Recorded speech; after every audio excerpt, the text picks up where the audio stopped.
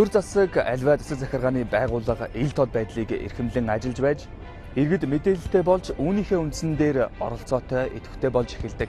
Ийхүү иргэд санаачлагтай оролцоотой байвал ахуй орчноо баг хороогоо өнөөдрийнхөө амьдралыг төдийгүй ирээдүйн амьдралыг алхам алхмаар өөрчилж сайн сайхан болгох боломж бидэнд бий. Өрн хаврын улирал ирж үндэстэй бүхэн өөдлөн дэвчгэд хүн зооны сэтгэл тэнийж ажил үйл саян даундарна. Хаасайгүл барилга байгууламж бүтээн байгуулалтын их ажил өрнөлөө. Ялангуяа төмөн олон төрдөө итгэж төр нь ард иргэдэд дэмжсэн бүтээн байгуулалт санаал нэгөр. Монголын ард түмэн төрийн үйл хэрэгт шууд оролцож сонгож байгуулсан төрийн эрх барих төлөөлөгчдийн байгууллагаар уламжлан энэ эрхээ эдэлнэ гэж Монгол улсын үндсэн хуулийн 3 дугаар зүйл заасан. Өнөө цагт энэ бодит биелэлээ олсон их бүтээн байгуулалт боллоо. Иргэдийн оролцоо шууд ардчил гэж хаасайгүй ярьж байна. Гэвч шийдвэр гаргах төвшөнд иргэдийн оролцоог бүрэн хангахын тулд үзэл бодол, сэтгэлгээний шинжилэл хийж шийдвэр гаргах тогтолцоог өөрчлөх замаар удирдлагын хэд төвлөрлийг сааруулж иргэдэн идэвхжүүлэх шаардлага бий боллоо. Шийдвэр гаргах төвшөнд иргэд шууд оролцох, төрийн үйл ажиллагааг хянах, эрхээ эдлэх гэсэн ойлголт шууд ардчил иргэдийн оролцооны хөтөлбөрийн үр дүнд алхам алхмаар нийгэм дэвшин үр дүнгөө өгч эхэлж байна. Иргэд оролцохын чухлыг ач холбогдлын ч мэддэг боллоо.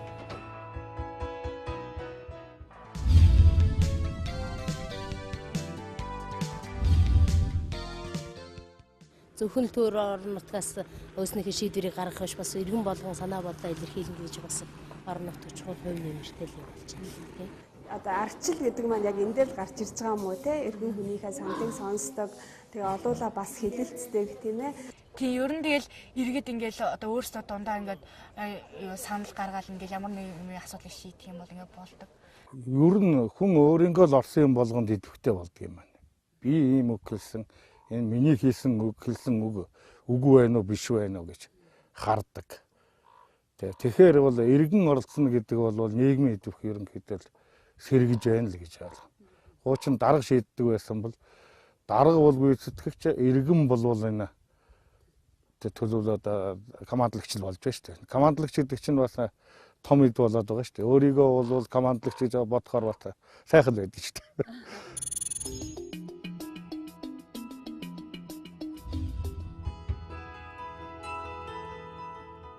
Ил тод байдал, иргэдийн оролцоо хоёрыг хамтд нь авч үзэх нь чухал. Ил тод байдлын нэг чухал зорилго нь иргэдийн оролцоог хөвгүүлэн дэмжих явдал юм. Төр засгийг илүү хариуцлагатай байлгах. Засгийн газар болон орон нутгийн төсөл хөтөлбөрүүдийн үр ашгийг дээшлүүлэх зэрэг зорилтыг иргэний оролцоогүйгээр бүрэн хэрэгжүүлэх бололцоогүй. Иргэний оролцоотой иргэний нийгэмд шударга ёс илүү үнцэнтэй болж зөв ухаалаг шийдвэр баялагийг хөгжүүлж бүтээдэг. Ингээд өнөөдрийнхөө нэвтрүүлгээр ил тод байдал болон иргэний оролцооны жишг сум болон хөгжиж байгаа 3 сумаар зочлоо. Эхний сум бол Төв аймгийн 100 мод сум. Улаанбаатар хотоос баруун урд зөвхт 43 км-ийн зайд оршдог. Энэ сум Төв аймгийн 27 сумаас газар нутгийн хэмжээгээр хамгийн бага хэрнээ хамгийн их хүн амтайд тооцогддог. Төв аймгийн 100 мод сум. Хүн ам харьцангуй ихээр суурьсан энэ сум нь нийслэл хот шиг автозамын том сүлжээ байхгүй учраас сумын нийтийн тээвэрт ихэвчлэн такси үйлчилж байна. Таксины хэрэгцээ их, дээр нь ихэвчлэн хувь хүмүүс такси үйлчилгээнд явдаг учраас үнэн тогтворгүй байдаг. Тийм болохоор өдөр тутам таксигаар үйлчлүүлэх иргэдийн амжиргаа нь энэ байдал нэлээд нөлөөлж эхэлжээ. Нэг таксинд суугаад усны аж ахуйд 1000, дараагаар таксинд суугаад явахад 1500 гэж. 5 дугаар огт очиод эргэж ирлээ чинь ирэх очих 2 удаа ирээсэн юм. Хамгийн таксинд хийж байгаа юм аа байхгүй. Ер нь хувь хүмүүс өөрсдөө явж байгаа болохоор ер нь амдаа орсон тоглол хэлнэ шүү дээ. Сургуулийн хүүхдүүд тэгэлж 4000 дээр орно гэдэг чинь бол одоо манай сэтгэлээ өгснөд бол одоо өндөр ихтэй агуулд. Одоо таксиор гэсэн компанитай зүгээр л яасан. Тохиомжийн толгойтой дээр эзэнтэй юу зүгээр л. Тариф баримт гэсэнтэй адилхан тохиолдол байна. Энэ асуудлыг шийдэхийн тулд 100 мод сумын иргэд орон нутгийн захиргааны байгууллагатайгаа хамтран 2013 оны 3 дугаар сард тээврийн шинжил гэсэн сэдвээр бүх нийтийн хэлэлцүүлгийг зохион байгуулсан юм. Хэлэлцүүлэгт иргэдийн төлөөлөл, такси үйлчилгээ хуваараа болон нэгдэн эрхлэгчид, сумын автотээврийн газрын мэргэжлтнүүд болон замын цагдаа зэрэг олон талын төлөөлөл оролцлоо. Энэ хилцүүлгийн үр дүнд иргэд такси үйлчилгээ эрхлэгчид тээврийн газрын хооронд 3 талт хилцээр хийж такси үйлчилгээг нэгдсэн зохион байгуулалтанд орууллаа. Километрээр бол тооцдоггүй. Яг одоо ингээд нэг явах газруудаа километрээс нэг 2 км, 3 км-ийн хоорондод гэхэд бол одоо нэг 1000-аас 1500 төгрөг ч юм уу. Ингээд тооцоод эрэгттэйгээ яриад бол үн тариа бол нэгдүгээр шийдвэрлэчихсэн. За дараагийн асуудал гэх юм бол наад аж ахуйн нэгжүүдтэй бол бид нар чинь гурван гэрээ байгуулж үнэхээр энэ үйл ажиллагаа явж чадж байгаа бол энэ аж ахуйн нэгжүүдийг цааш нь өргөжлүүлээд ингээд явуулна гэдэг. Төрийн ажил бол иргэн дүүжлэх ажил байгаа тийм. Тэгэхээр иргэн ямар зовлон бэрхшээл вэ гэдэг нэг талаас хэлцүүлэг гаргаж ирдэг. Тэгээ бүгдээрээ сууж агаад шийдэх арга замаа тодорхойлцдог. Тэгээ тэрэн дээр нь одоо төрөөс гарч байгаа тогтоол шийдвэр энэ эрх зүйн баримт бичгүүд нь гарчаад эргээд одоо хэрэгжүүлэхээр нөгөө хамтраа гаргасан учраас бас газар дээр арай сайн буугаад байна удаа гэж хараад байгаа. Иргэд санаачлаг гаргаж засаг захиргаа анхаарал тавьж хамтран ажилласан учраас ингэж тулгымцсан асуудлыг хамтдаа шийдэж чадлаа. Таксины үннийг чиглэлээр нь тогтоосон төдийгүй 80 таксиг нэгдсэн зохион байгуулалттай хаяг тэмдэглэгээтэй болгож такси үйлчилгээний 4 зогсоолыг шинээр байгууллаа. Нэгдүгээр гэх юм бол одоо яг Улаанбаатар хотоос орж ирээд манай автовокзал дээр одоо буулаа гэхэд тэндээс бол иргэд нөгөө явах газар руугаа явахын тулд бол тэндээс бол нэг таксины үйлчилгээг бол нэг цаг болгочихсон. За яг аймгийнхаа төв дотор энэ хоёр юм авцгсоолыг бол бий болгож өгсөн. Ягаад гэвэл одоо дэлгүүр хоршооноос юм аваад явхад бол дөхөм гэдэг үднээс бол тэнд хоёр зогсоол бий болгож өгсөн. Нэг нь бол одоо тэр 5 дугаар баг буюу дивизийн тэнд алслагдсан газар бол бас нэг такси зогсоолыг бол бий болгож өгсөн байна. Ингэж иргэдийн санаачлаг оролцоотой гаргасан хамтын шийдвэр олон талын асуудлыг цогцоорон шийдэж тал бүрд асуудалд хариуцлагатай, хяналттай хандаж байна. Такси үйлчилгээг нэгдсэн зохион байгуулалтанд оруулснаар олон ч ажлын байр бий болж чадлаа. Өөрсдөө одоо хэвээ явж байгаа. Энэ дээр 18 зэрэг явж такси явж байгаа. Тэгээ бүх симпор зөвшөөрлөд өгчихсэн явж байгаа. Одоо энд хавар одод дахиад энэ дээр нэмэлт тогсож хийлгэхээр одоо 100 мод хотын тасгийн газраас хөрөнгөний нь шийдээд өгчихсэн байж байгаа. Иргэд маань ч гэсэн өөрсдөө бас соёлтой үйлчлүүлээд явах хэрэгтэй байна. За таксины жолооч нар маань дөрвийн мэдлэг, таксины стандарт, аж ахуй нэгж банаас өөрсдийнхөө үүргээ ухамсарлаад ингээд тал талаасаа явах юм зүйтэй гэдгийг бол ухамсарлаж байгаа. 100 мод сум нийслэлтэй ойр учраас нийслэлд сурдаг, ажил хөдөлмөр эрхэлдэг, өдөр бүр энэ хоёрын хооронд явдаг хүмүүс олон байгаа. Тэд ийхүү төв зогсоол дээр бууцгааж гэр гэрийн зүг таксинд сууж харина. Иргэд ингээд саналаа өгөөд одоо таксиныхаа үнийг одоо нэг жигд болгоод ингээд явж байгаа их баярлсан.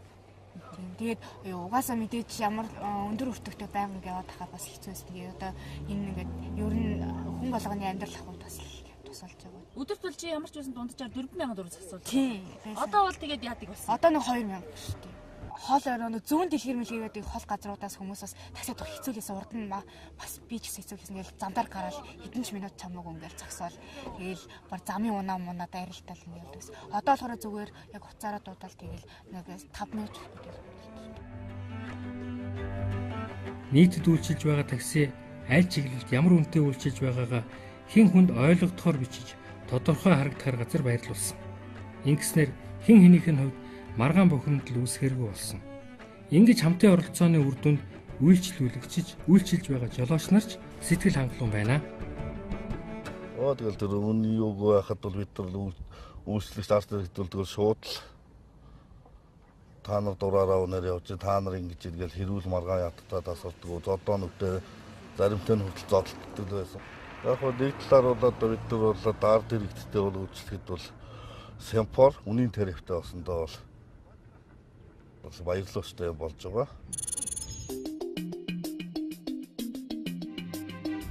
Нийтийн тээврийн асуудлыг нийтээрээ хилцэж шийдвэрлэж чадсан 100 мод сумын иргэд одоо сумынхаа хэтийн хөгжлийг төлөвлөн хэлэлцэж засаг захиргааныхаа байгууллагатай саналаа солилцож байна. Энэ үйл явдал Хинтээ аймгийн Бэндэр сумандж мөн адил өрнөж байна.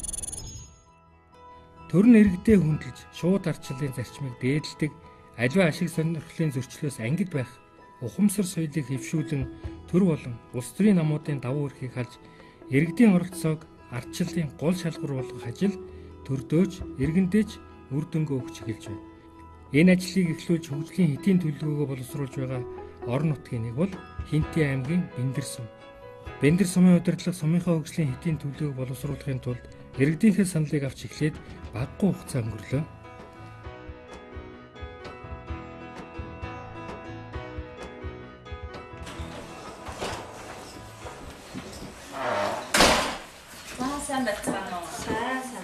За Бэндэр сумын 2014-өөс 2030 он хүртэлх сумын хөгжлийн төлөвлөгөө боловсруулагдаж байгаа. За энэ болохоор иргэдийн оролцоон дээр тулгуурлан иргэдээсээ санал авах байдлаар боловсруулагдаж байгаа төлөвлөгөө юм аа. Саналуудыг авч байна. Одоо энэ хөгжлийнхөө талаар ямар одоо санаачлахтай байвал дээр вэ гэдэг иргэдээс санал аваа явж байгаа. Бид нар бол байнгын энэ одоо хурал цуглаанд ороод байх боломжгүй ажил хийж явах нөхцөлд бол ингээд бас бидний ажил дээр ирээд энэ санал авч байгаа энэ бас сэтгэл зүйн бол маш таалагдж байна л да. Нутгаа хөгжүүлэх төлөвлөгөө боловсруулахдаа зөвхөн нутагтаа амьдарч байгаа иргэдээс төдийгүй Улаанбаатар хотод ажиллаж амьдарч байгаа нутгийн иргэд алдарт хууль, эдийн засгийн мэргэжилтэй олон хүнээс санал зөвлөмж авлаа. Бас хэлцүүлэг зохион байгуулсан байна. Нутгийн зөвлөлүүдээр явсан. Цагаан нуурын иргэдийн ногоон байгууллаганд барих гэж байна гэдэг юм. Энд ийм үйлдвэр барих гэж байна. Тэгэхээр тэрэн дээр их ажил холбогдлоо гэж байна л да.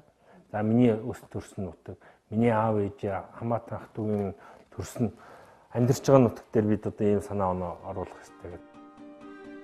Төрлөх нутгийнхаа хөгжлийн хэдийн төлөвлөгөөг оновчтой алсын хараатай боловсруулахын тулд иргэн бүрийн санаа оноог авч тусахын тулд санал асуулгыг бичгээр, хэлэлцүүлгээр бас уудлалт ярилцлага, шийдлийн модны хэлбэрээр зэрэг олон аргаар өргөн хүрээтэйгээр явуулсан байна. Надад яг орон нутагт одоо ямар юм хийх, ямар юм яаж хөгжүүлэх вэ гэж асуусан. Одоо миний яг оролцсон хэлбэр бол яг өөрийнхөө санаа бодлыг бол хурал хэлбэрээр л өгч ийсэн л да. Хэдийн төлөвлөгөөний талаар албан байгууллагуудын дунд санал асуулга явсан. Сунд өмнө нэмлэгийн манай байгууллагын хамт олон санал болгох явсан. Өөрийнхөө зохих хэмжээний дагуу бол саналаа өгсөн гэж бодож байгаа. Тэгэхээр саналаа бол одоо бичгээр өгсөн. Тэр юунд нэг орон сууц хөтөлбөр бас энэ гүүр барихын тэргээд тэрнгээр саналаа өгсөн. Зам харилцааны талаар би саналаа өгч ирсэн. Онон гол дээр гүүр баригдах шаардлагатай. Энийг бол би бол бас ганц бич биш. Юу н манай нутгийн ард иргэд бүгд санал оруулсан. Сумын төвийг бол цэцэрлэгжүүлэх, гэрлэлээр одоо маш сайн хангах тэр тал дээр бол саналаа өгсөн. Мал аж ахуйгаа төсгөлж аялал жуулчлалыг төсгөлсөн тийм л хөгжлийн гартыг харж байгаа. Энэ бол манай Бэндэр сумын ард иргэдийн одоо язгуур эрх ашиг учраас өөрсдийнх нь эрх ашиг хөндөгдөж байгаа учраас мэдээж хүн сайн сайхан амьдрахын төлөө бол ийм юм дээр бол маш идэвхтэй сайн оролцож байгаа. Чиг хандлага нь зөв болчих юм бол иргэн өөрөө бас тэр лүгээр явдаг юм байна. Явхаас ч дарга байхгүй. Хоол руугаа л явж байгаа шүү дээ. Энд чинь амьдралын гаваатлгаар бас сайхан юм руу. Ер нь бол иргэдийн оролцоотой юу яаж байгаа болохоор бас их сайхан л байна л да тий бас тий оролцоод бол гоё л шүү дээ тий бас өөрөөснийхээ санаа бодлыг илэрхийлээд байна гэдэг ч бас. Бэндэр сумын засаг даргын тамгын газар иргэдээс санал авч бидний саналыг эренбэлэн нэгдэх ажлыг зохион байгуулах зорилгоор дэд бүтэц, нийгмийн бодлого, эдийн засаг, байгаль орчны гэсэн ажлын 4 хэсэг бүхий 29 хүний бүрэлдэхүүнтэй төлөвлөлт хяналтын хороо байгуулсан. Сумын хөгжлийн төлөвлөгөөг боловсруулах төлөвлөлт хяналтын хороо ажилдаад бас мэдээдгүй хугацаа өнгөрлөө. Манай төлөвлөлт хяналтын хороо бол 4 ажлын хэсэгтэй. 4 ажлын хэсэг дээрээ ажлуудаа юм нэгтгээд тэгээд тэр 4 ажлын хэсгийн гаргасан ажлыг сумын боловсруулах ажлын хэсэг нэгтгэж зангидаж одоо хөгжлийн төлөвлөгөө болгож сумын хурал дүргэн барихаар ажиллаж байна. Ирээдүйдийн нутаг ямар байх, аль чиглэлд яаж хөгжих, мал аж ахуйгаас гадна юун түшиглэн амьдрахаас эхлээд олон зүйлийг энэ төлөвлөгөөнд нарийн зөв тусахыг сумын засаг захиргааныхын төдийгүй иргэдэж хичээж байгаа. Бэндэр сумын ирээдүйн хөгжил бол олон хүнтэй уулзаа ерөнхий хөгжлийн төлөвлөгөө гэдэг мэрэгжлийн улсуудаас өвлгөө аваа сурвалж семинар хийгээд ингээ явхлаар бол их том харагдаад байгаа байхгүй. Тэгээд энэ дэр сум бол 4000 гаруй хүн амтай. Ирээдүйд нэг 7-8 мянган хүн ам болно гэсэн төлөвлөгөө харагдаад байна. Хоёрт нь үйлдвэрлэлтийн хот болох гэдэг. Ерөөсөө манай Бэндэр сум бол одоо сүү сайлын орон. Бүтээгдэхүүн үйлдвэрлэх, өрхийн үйлдвэрлэл явуулах ийм үйлдвэрлэлүүдийг хөгжүүлээ. За махыг паркетлж одоо зах зээлд нь борлуулах ийм үйлдвэрлэлийг хөгжүүлээ. Бэндэр сум газар тариалан эрхэлдэг аж ахуйн нэгжтэй сум. Тийм учраас газар тариалангаас гарч байгаа бүтээгдэхүүнийг сумдаа сумын бүтээгдэхүүн болох гурилын бүтээгдэхүүнийг энэ нутагтаа гурилыг үйлдвэрлэе. За гурилаараа одоо нарийн боов талах эдгээрийг хийж нутгийн брэнд бүтээгдэхүүнийг бий болгоё гэсэн ийм саналуудыг манай ард иргэд бас маш төлхөө өгсөн байгаа. Хөгжлийн төлөвлөгөө боловсруулахад санал авах явцад иргэдээс олон санал санаачлаг гарсны нэг нь Бэндэр суманд байгаа өрхийн үйлдвэрлэгчдийг нэгтгэн жижиг дунд үйлдвэр болгон хөгжүүлэх ажил байлаа. Бэндэр сумын үр хүр малынхаа болоод байгалийн шимийг хүртэн хөдөлмөрлөж үйлдвэрлэл эрхэлдэг.